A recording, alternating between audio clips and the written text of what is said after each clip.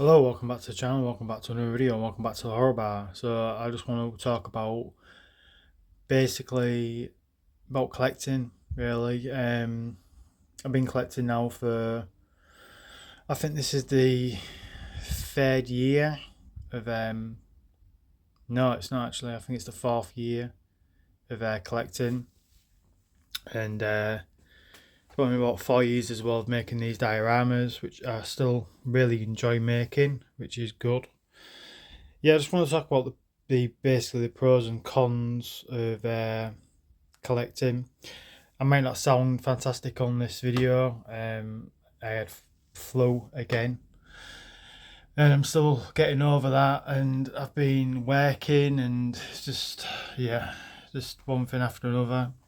So I probably don't sound great on the video. I do apologise, but I just want to talk about collecting, what's good about it and what's bad about it, basically. The good thing about collecting is the fact that you get to get certain characters from some of your movies, what you've enjoyed, horror movies in particular for me, and collecting them and obviously putting them on the shelf and just appreciating like the detail in there and the sculpt, the paintwork, just everything about it. And then obviously making a diorama for it. For me personally, obviously a lot of people don't have dioramas in the collection. They either can't make them or they just don't really want to. They just want to have the figure and stand on its own, and that is it, which is absolutely fine. I mean, that's all these Mezco ones are. They just basically just have a photo behind them. They just stand on their own. Don't need a diorama. I mean, I could easily make dioramas for these ones, but I really don't want to. I want them just to stand alone because I think the quality in them is just so good, and I want the quality to stand out and not the actual diorama itself. NECA do a hell of a job on their figures, but I do like to add a diorama and it just increases the piece. I think it makes it stand out more. But I think one of the frustrating things is being a collector is wanting the next thing, and obviously that's not always easy to get the next thing in your collection, especially when it's obviously tight for money, which it always is at the moment. I think that's like that for everybody at the moment though. It's very difficult to be a collector at the moment. The price of everything going up all the time, and so it's one of the most frustrating things of being a collector. You get the piece in, you really enjoy it, and then like about a week or 2 weeks later you're like, oh, I really want to get this one now, I want to get this one. So yeah, that is one of the most frustrating thing in being a collector. It is good though. It's like it's like an adrenaline rush. It's a weird feeling when you get a certain piece in that you really are looking forward to getting in your collection, and you get it in, and it's like it fixes that fix basically for a good couple of weeks for me anyway. And then I start thinking about, especially if it's a NECA figure, I start thinking about I really want to make a diorama for this one. And then that keeps me busy, keeps me occupied, keeps my mind off getting something else new in the collection. But it's been a while since I've had anything new in. I've still got obviously I've got things on pre-order, but they're not coming out for a while. I've got the Reagan mask, which is supposed to be coming out in October. That got delayed by 2 months when I originally pre-ordered it. But it's supposed to come out in October, so I could be having that in maybe by next week or the week after, hopefully. So I will do a video on that, obviously. I'm looking forward to that anyway. I'm very interested to see how that's going to turn out and how that's going to look. It wasn't expensive. It was like about 40 quid, but it looks so good. I think it's because I think it's actually plastic. So it's obviously a cheaper material for them to produce, but it does look really good. The mask itself, so yeah, that's why I wanted to get it. Yeah, so it's just frustrating when you can't get certain things in. I mean, there's a lot of stuff as well there is a hell of a lot of stuff coming out from NECA. What I want to pre-order, but I just don't have the money at the moment, and that's another thing. What's annoying, being a collector, is pre-ordering, because certain things like they've got like release dates and they're not coming out for the next like four to 5 months before it even comes out, and then sometimes it can even be delayed, which a lot of times it is delayed. So that's real frustrating. So because you don't want to pay for the full piece straight out, which obviously that is the better option, because then you don't have to worry about paying for it when it's out. But you don't want to pay it all out because you want something in your collection now. So you always end up putting a deposit down, and then you got to think about, oh, well, I've got to pay for it all when it literally is ready to ship, and then you can have the problem where you'll have more than one what is ready to ship, basically what you've pre-ordered. So yeah, that can be frustrating as a collector. Yeah, that's probably one of the most frustrating things as being a collector, like when they release something new and they show it off, but you've got a few months before it comes out, and it's like, I want it now. I want it now. I don't want to wait. But yeah, it's frustrating as well when you don't have the funds to get it. Me, I have a family and everything, so I can't be selfish and just get what I want, basically, and like a big kid, because this is what it is basically. This bar is basically my bedroom. I don't sleep in here out, but it's like you sort of, it's weird. It is as you get older, you sort of when you're a young kid, when you're a teenager, you want to be in your room with your stuff and everything. Obviously, you want to be out with your friends as well, but yeah, and then as you get older, you get obviously out of that. You get obviously get into the real world and get a job and earn money and all the rest of it. And then you get even older, you sort of go back. It's like, I want my own room to get away from, basically, and get away from obviously all the stress of life, basically, all the bills and just the headaches, obviously. And yeah, so you end up building something what's like basically your bedroom with all your toys in, which is it's quite crazy. But yeah, it's just you can't be selfish, obviously, when you a collector. If you've got a family, you've just got to just get things in when you know you can afford it, when them bills have been paid, when you've obviously got food in to feed your kids and stuff like that. You can't just can't just turn around and say, oh no, I'm getting this.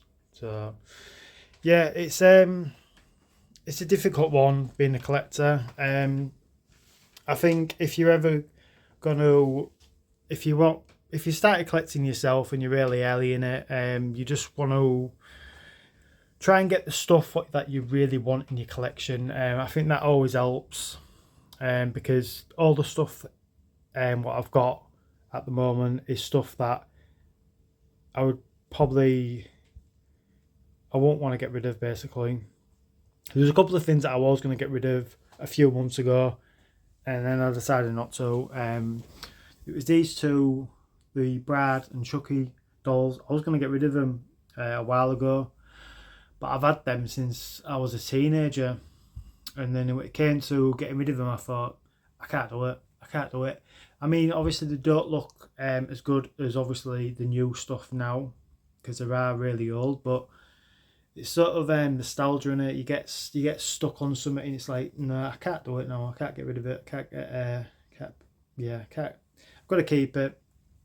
So yeah, that's always a good one to advise people collecting, is just to get the stuff that you really actually like and really want. Don't get the stuff what especially because sometimes some collectors, like, they'll watch a certain movie, they'll watch it for the first time, they'll go, oh, I want that figure, and then after about a few months, maybe a year down the line, they're like, why did I get that movie wasn't even that good. Do you know what I mean? So yeah, you want to get the ones, what movies you can actually, where you know you're going to sit and can watch a few times.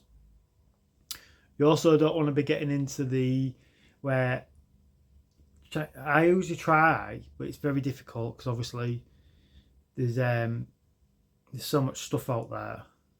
But I always try and get stuff what obviously that I like, which I do, but I don't want to get stuff what, because it's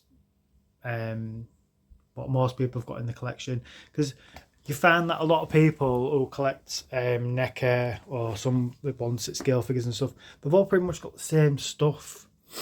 So I try to avoid getting that because another collector's got that. Basically, I try and get the stuff that I really want. So yeah, I always suggest that obviously you're going to start collecting, get the stuff that you really want, that you know you're not going to get fed up looking at, and you're going to appreciate it all the time, and you're going to enjoy it basically, and you enjoy the movie. And yeah, always stick to a line as well. Like obviously mine is just horror. It's not like I just watch. I do like watching horror films. I do enjoy watching horror films. I don't watch a lot actually. I watch a few.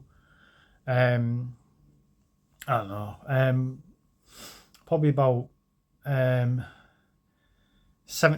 of the films that I watch are horror, but I don't always just watch horror.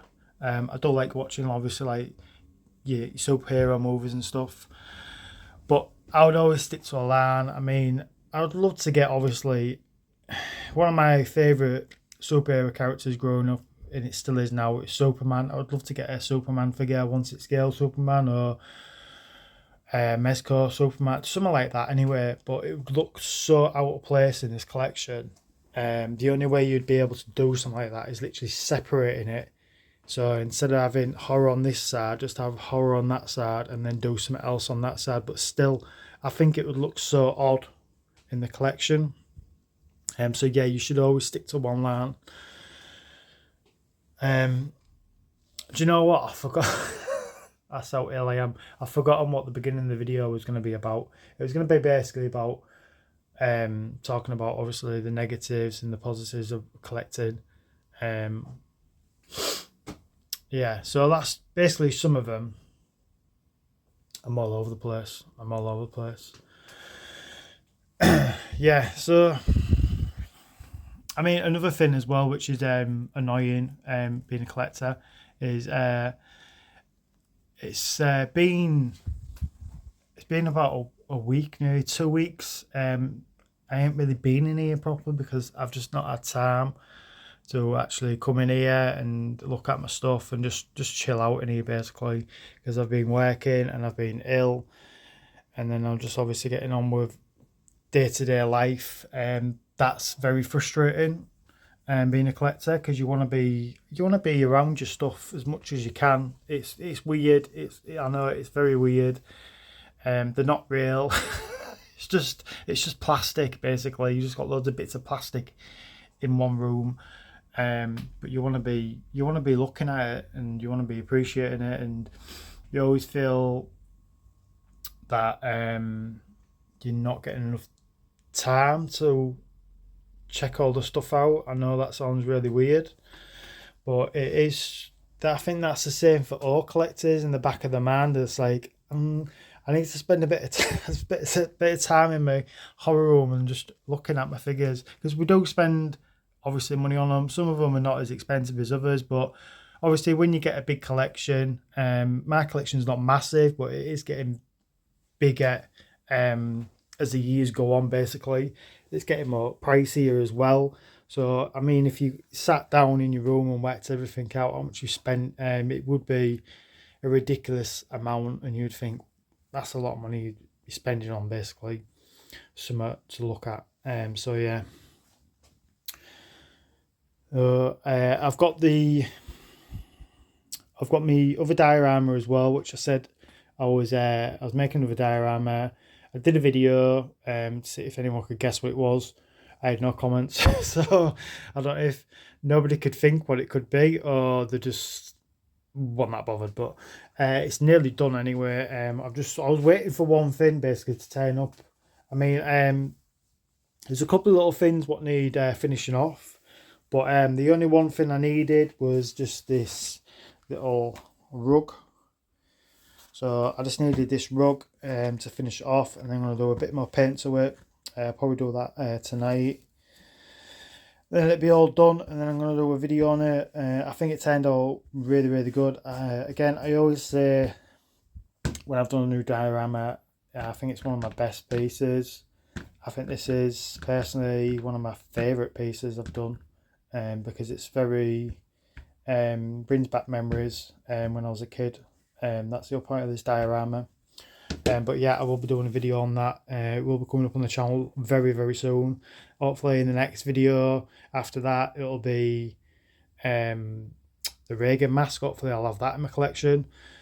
I am looking to order another Mezco figure. I could have ordered it weeks ago, but I've just been holding off because, like I said, when it comes to collecting and real life, sometimes you've got to put your priorities obviously in paying your bills and putting food on the table for your kids and that. So that's why I've not actually pulled the trigger on ordering anything new. Plus, again, we're going back to some of the stuff what's coming out by NECA, including Mezco. I'm waiting for one in particular to get on the website so I can pre-order that for definite.